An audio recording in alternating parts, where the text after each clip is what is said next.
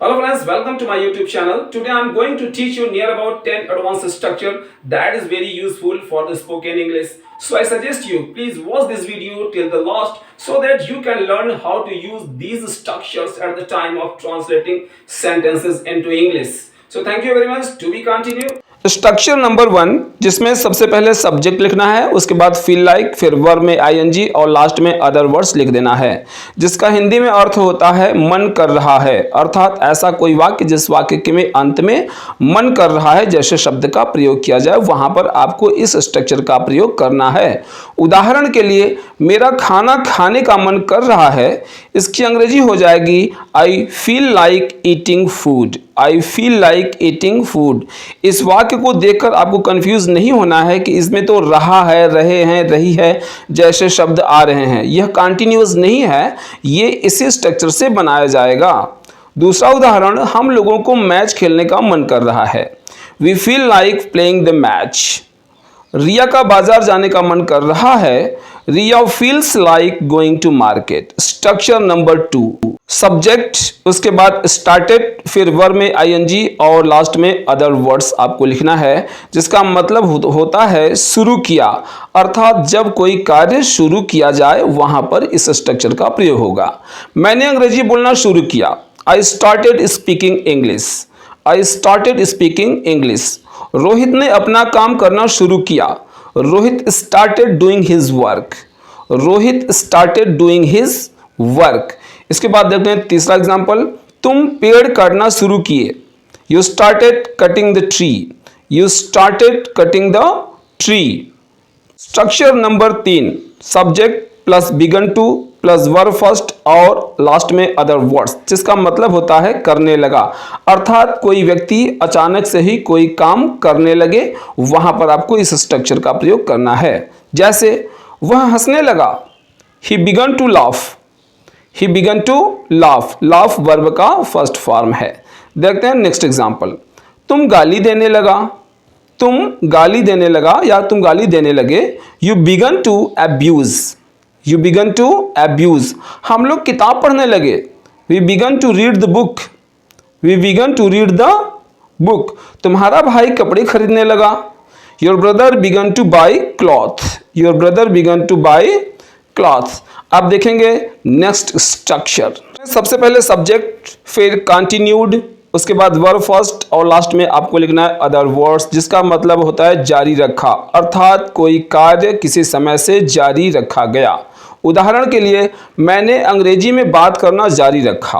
I continued to talk in English. I continued to talk in English. वह school जाना जारी रखा। He continued to go to school.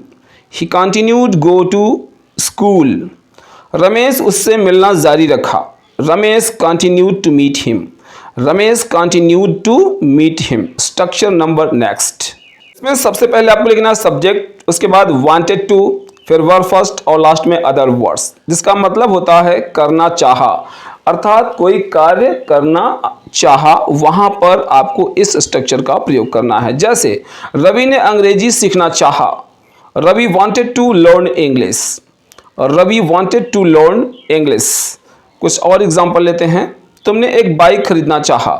You wanted to purchase a car. You wanted to purchase a car. I am sorry, bike लिखा गया है। अगला example हम देख लेते हैं, उसने उसे पीटना चाहा। He wanted to beat him. He wanted to beat him. Next example, मैंने उसे समझाना चाहा। I wanted to make him understand. I wanted to make him understand. अब देखेंगे हम स्ट्रक्चर नंबर नेक्स्ट, यहाँ पर सबसे पहले आपको लिखना है सब्जेक्ट, उसके बाद वांट, तत्पश्चात नथिंग बट, फिर वर्ब का फोर्थ फॉर्म और लास्ट में अदर वर्ड्स, जिसका मतलब होता है चाहता बल्कि, अर्थात चाहता बजाय। उदाहरण के लिए वह पैसे के बजाय कुछ नहीं चाहता है। He wants nothing but money.